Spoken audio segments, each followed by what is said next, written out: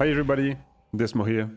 In today's video I want to talk about a few different things. I'm gonna talk about recombination crafting, I'm gonna talk about league mechanic and idols, and I'm gonna make a quick build update. So to begin with, the other day, which was in the end of day 5, today we are day 6 of the league, I made this quiver, which is currently the best quiver in the league, I believe. Or at least for mana stacker. And how I did it was with a recombinating quiver, and I'm gonna explain all the different steps that you need to achieve to get this kind of result. Of course there is RNG involved, so it's not guaranteed that you're gonna get exactly that, but if you follow the steps thoroughly, you should be able to craft this. It's gonna be a bit expensive, but this is definitely less expensive than buying the quiver. If you want to watch the footage of the final step with the recombination of this quiver, you can follow the link on the top of the screen right now. So how do you achieve that? Just to begin with, if anybody doesn't know what Recombinator is, this is a device that allows you to combine two different items. It can be armor, jewelry, or weapons. And you use this device. For using it, you're gonna have to pay a cost. You use gold and dust. So let me show you just one example. If you take these two quiver here, there is absolutely no point to recombine them because they have the same modifier.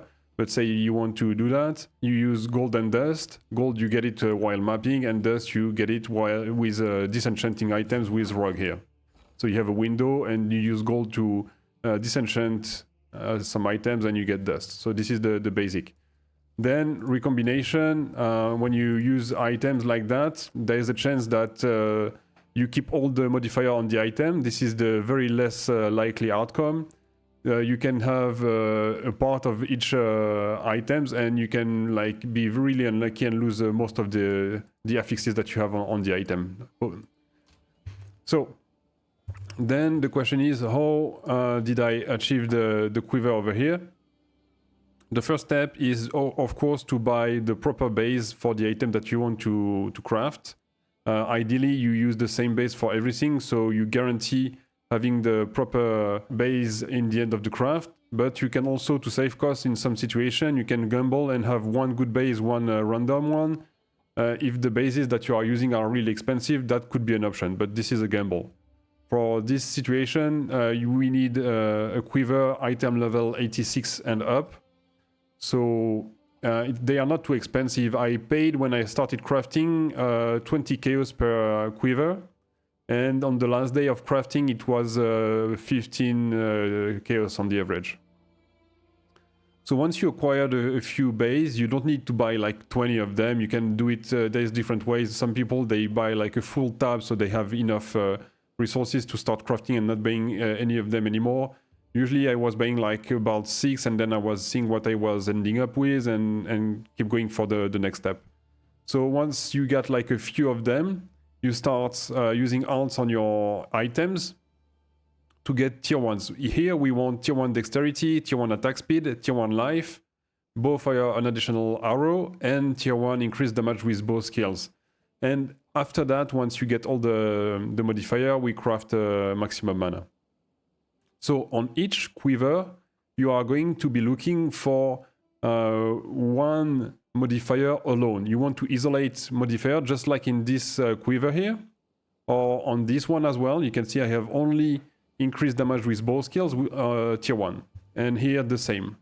Here, this is the same everywhere, always tier 1. So you want to have that isolated. When you use alternation, and if you end up with the tier 1 that you want, but there is another modifier, what you need to do is to use annul orbs to try to isolate the modifier. If you keep the right modifier, you're done. If you delete it, you need to keep alt spamming. Once you have the modifier that you want isolated, you need to recombine prefixes with prefixes and suffixes with suffixes. So in this situation, for the prefixes, there is only 2 that we want. This is increased damage with both skills and maximum life. So once you have that, I can take an example here. You just take the 2 of them, and this is the tricky part. There is 1 chance out of 3 that this is going to work. So if you take a look here, I'm going to try to recombine the life and the increased damage. And what you want is to get, for the outcome, a rare item. If you keep both modifier, the item is going to be rare because there will be 2 prefixes, and magic item cannot have 2 prefixes, so it's going to turn to rare. Let's see, and this is a fail. So here we kept the life. We can try again since we still have one. Let's see if we get lucky this time, and we didn't get lucky. So now we have the increased damage which is left, so we can still try one more time. And I don't have dust anymore, so I'm gonna stop there because I don't want the video to be too long. But this is basically the process that you need to get through to be able to achieve your item. Then, once you get the quiver with the prefixes, which is going to be rare, something like it would be something like this one, but with the prefixes. So once you did that with the prefixes, you do the same with the suffix. And what you want one quiver with dexterity and attack speed, and one quiver with additional arrow, and randomly it can be either dexterity or attack speed with it. So if you take this one has a additional arrow, it would be additional arrow and dexterity. The life should not be here. This is like failed attempt with these quivers, so I can still keep going with them, but for now they are on the side because they didn't work. This is basically a failed attempt like this one, but didn't work. So after you did that, you end up with one quiver with dexterity or attack speed and additional arrow, and one quiver with the prefixes, which is going to be maximum life and increased damage with both skills. So the next part, and this is where it starts to get expensive, is to craft.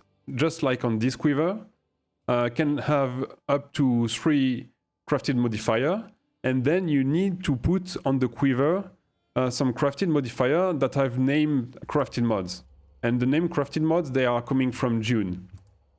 If you check the bench, for the ones that I have already unlocked, you cannot see it directly, right? Like you cannot difference there is no difference on the visual on the interface for the different modifiers, but if you have some experience, you know which ones are veiled modifier, name modifier. So for instance, you know that the all elemental resistance, it comes from the campaign. But if you take another one, like endurance charge, frenzy charge, or power charge, they are coming from, this is veil modifier. And for the quiver, the options that we have, if I can find the quiver, on the prefixes, it's gonna be flat elemental damage hybrid. The 3 of them, they work, they are name modifier. There is the life regen and maximum mana. This is also a veil modifier, so we can use these. And there's also the defenses hybrid, which is evasion maximum energy shield, or you have also, I believe, armor and evasion, yes. So these 2 works as well. And on the suffixes, there's like a hybrid attribute, so it can be dexterity, intelligence, strength, intelligence. But since we have the dexterity on the quiver, on some of them, you will not be able to put the first 2 here. You will have to use strength and intelligence. That's one thing. But there is other modifier that you can craft on the suffixes. I'm not gonna list all of them, but this is like the option that we have. These 2, for instance, crit chance and increased elemental damage works, crit chance and added chaos damage works as well. So this is the options that we have. And just for clarification, we want to craft this name modifier because they are implicitly tagged as exceptional modifier in the game. You cannot see that, but they are.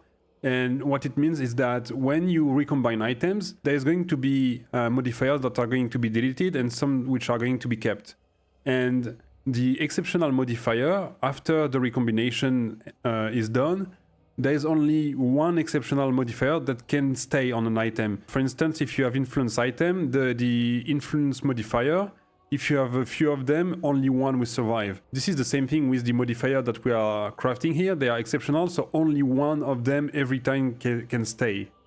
And while doing that, we are maximizing the chance to keep the modifier that we want, because the exceptional are going to be targeted first to be deleted. So we have much more chances to keep the modifier that we want. And this is why we are using multimod to craft as many exceptional modifiers as we can.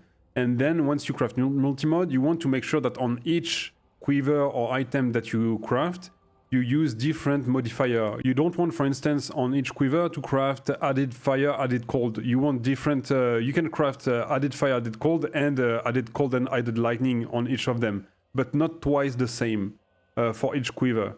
Because if you do that, you basically lose a chance to delete another undesired modifier. So you want to have as many different exceptional modifier. This is the strategy here. So once you have the quiver with the prefixes done and the quiver with the suffixes done, you can have up to 3 crafted modifier on both of them. And the one with the prefixes, you will have to craft 1 prefix modifier veiled, as we said. So it would be, for instance, hybrid elemental damage, and 1 suffix. So for instance, strength and intelligence. And on the other quiver, the one with the suffixes, you will craft, again, can have up to 3 crafted modifier, and you will craft 2 veiled prefixes this time. So as you can see here, I have regeneration and maximum mana, and flat hybrid elemental damage. So once you have that, you are ready for the next recombination. So for the next step, this is where it's going to be more flexible, and basically you want to have at least 3 modifiers on your quiver to be able to proceed to the next step. For sure, what you want to have absolutely to be able to proceed to the next step, you need to keep the life modifier and the increased damage with bow modifier. If you lose one of the two for the next step, you can keep the quiver for sure, because it's still going to be usable for something else. For mixing like failed attempt, for instance, these two, I can still use them with this. I need to work on them, but this is still something that we can use. It's going to be a bit different. You're going to need to think over what you want to do to proceed, but this is still something that we can use.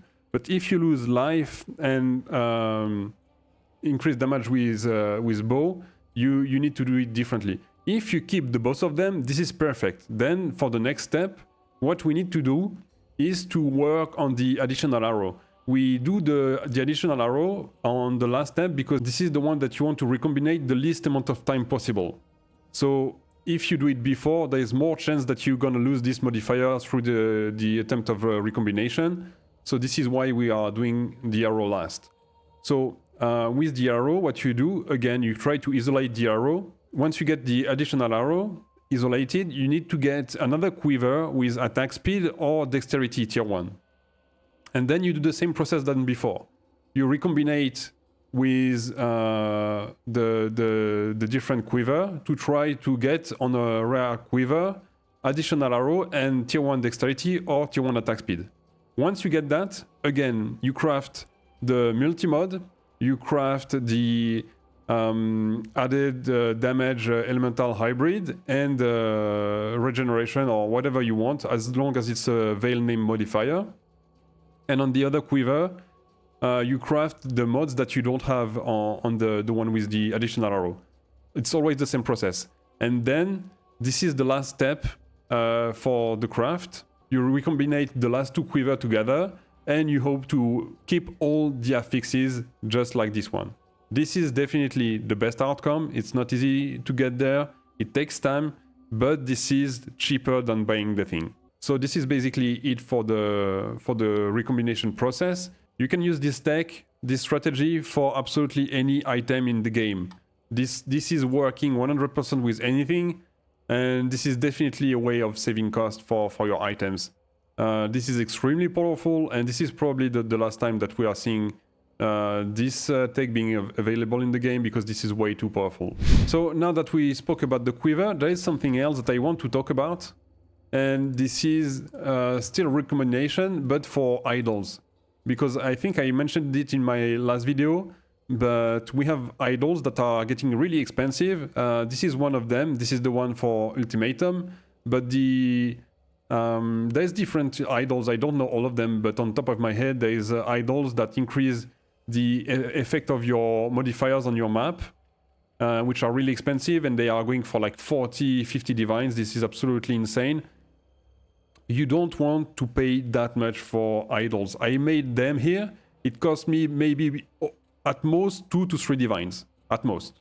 Probably less, sometime less. If you're lucky, you're gonna succeed from the first time. If you're unlucky, maybe you're gonna pay 5 divines. But I cannot imagine paying more than half the price for it. So definitely this is what you want to do. And this is also true for other items like this one, the small ones for instance. This one costs like from 3 to 5 divines, and it cost me at most 1 divine. The small one, they are really easy to make because when you basically what you want on the idols, usually it's 2 modifiers. There's like 2 that matters and you don't need more. This is plenty. So since the small idols are not expensive, usually to just target 1 modifier, it's gonna cost like between 5 and 10 chaos, not more. So you can buy like 20 of them for 10 for each modifier, and you recombine with 10 of each modifier. I can guarantee you that for 1 divine, you're gonna get the result that you want. You cannot be that lucky to lose it 10 times in a row. This is not possible. But what you do, you buy, for instance, for the ultimatum, you buy ultimatum rewards in your maps have increased chance to be unique, and you buy the one for the currency, which is the last modifier on the bottom. You buy them separately. If you want to min-max your idols, you can even have an additional modifier which is going to be helpful. Like you can see on top of this one, I also have chance to contain an ultimatum. For sure, if you try to get like 3 to 4 modifiers, it's going to be trickier to get what you want, but this is not so hard. So this is the thing right now in the league, is that there's different strategies that are getting some attention, and they are really expensive. And this is also because we are starting to see strategies that are working better than others. And for instance, there's the strongbox strategies, which got popular because of Fubgun, and this is a really good strategy to make money. There's the one with the map modifier. There's the one with the boss farming for maps and fragments. There's different strategies like that, some more popular than others. This is definitely a good thing if you want to invest into these strategies. You should, because the difference between having random idols and targeting a very specific strategy, this is completely insane. You're still gonna have like way too many map mechanic, because you always get some random stuff that you don't want, and you should not pay too much attention to them. But this is definitely something that you should do, and using recombination to get what you want is definitely the way you should go. So don't buy them for 10, 20 divines, just do it yourself, you'll see, you'll save a lot of money. You can make money even on abusing this strategy, because some people are actually buying them. I did sell a few idols for like 5 to 6 divines already. What I wanted to say is that since my last video, I changed my build. I started the league as a mana stacker, the regular Endigon build that many people went for, and it was good, it was fine, especially on the DPS side. But to get the build tanky and working properly, even after getting Endigon, it was way too much investment in my opinion, so I decided to move on. I sold all the gears, I made quite some money, which did allow me to be able to craft the kind of quiver that we've seen here. I almost dried out all my money to doing that. But I also did found my build here, which is a cast when stun build that I got from a miracle. If you don't know him, you should definitely check him out. I got the ultimatum strategy also from him. The build is, everything is from him, and I love it. I will probably do a dedicated video for this build tomorrow, because even though a miracle made a really good video on the farming strategy and the build itself, there's still a few things that I wish he did speak about that he didn't in the video. So I'm gonna speak about my approach of the build, the mistake I've made, because I surely made a few mistakes, the state of my gear, the priorities and so on, like everything you need to know, probably the way you should level the build as well. I have a few things that are a little bit different from his build. He also got the mage blood since a few days, which I don't have, so I'm gonna make a video dedicated to it. I don't want to make the video any longer.